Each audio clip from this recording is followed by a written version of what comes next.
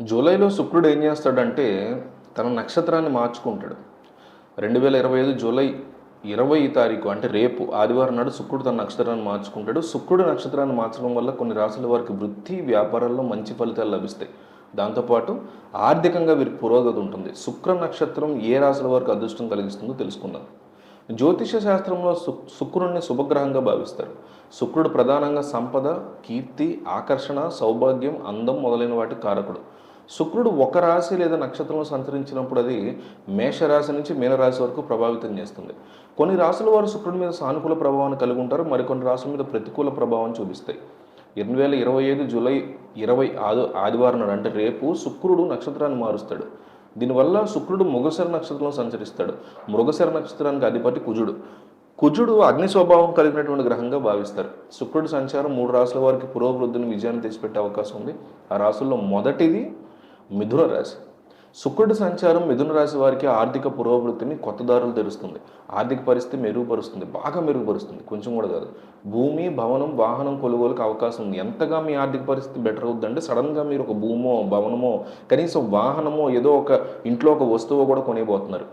పెట్టుబడులకు ఇది మంచి సమయం. మీ దగ్గర మంచి డబ్బు ఉందంటే మంచి పెట్టుబడి పెట్టచ్చు. ఆస్తి సంబంధిత విషయాల్లో విజయం సాధిస్తారు. కార్యాలయంలో ఫలితాలు మీకు అనుకూలంగా ఉంటాయి. లక్ష్యాన్ని చేరుకోవడంలో విజయం సాధిస్తారు. కర్కాటక రాశి.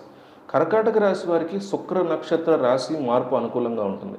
ఇది మీ ఆర్థిక పరిస్థితి, కెరీర్ పరంగా బాగుంటుంది. ఆర్థిక పరిస్థితి మునుపటి కంటే మెరుగ్గా ఉంటుంది. ఉద్యోగం, ఆదాయం పెరుగుతుంది. కుటుంబ సమస్యలు సమసిపోతాయి. వైవాహిక జీవితం ఆనందంగా ఉంటుంది. ఆరోగ్యపరంగా ఈ సమయం ప్రయోజనకరంగా ఉంటుంది. ఇంకొకటి తులారాశి. శుక్ర సంచారం తులారాశి వారికి కూడా చాలా ప్రయోజనకరంగా ఉంటుంది. ఈ సమయంలో వీరు ముఖ్యమైనటువంటి మరియు ప్రభావితమైన వ్యక్తులను కలుసుకుంటారు. నిలిచిపోయిన నిధులను ఉపసంహరించుకునే అవకాశం ఉంది. ఇంట్లో కొన్ని శుభకార్యాలు జరిగే సూచనలు ఉన్నాయి. వ్యాపారాలు కూడా మరి మంచి లాభం ఉంది. జీవితంలో పాజిటివ్ ఎనర్జీ పెరిగేటువంటి పరిస్థితి కనిపిస్తుంది. అలాగే ఈరోజు శనివారం కాబట్టి ఒక్క మంత్రంతో అప్పుల బాధలు కూడా మనం తీర్చుకోవచ్చు.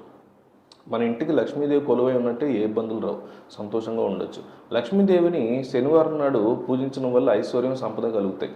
ఈరోజు లక్ష్మీదేవి అనుగ్రహం కలగాలంటే ఒక మంత్రాన్ని పఠించాలని గురుగారు చెప్తున్నారు. ఎన్ని అనుకున్నా ఏదో ఒక సమస్యతో మనం రోజు ఇబ్బంది పడుతూనే ఉంటాం.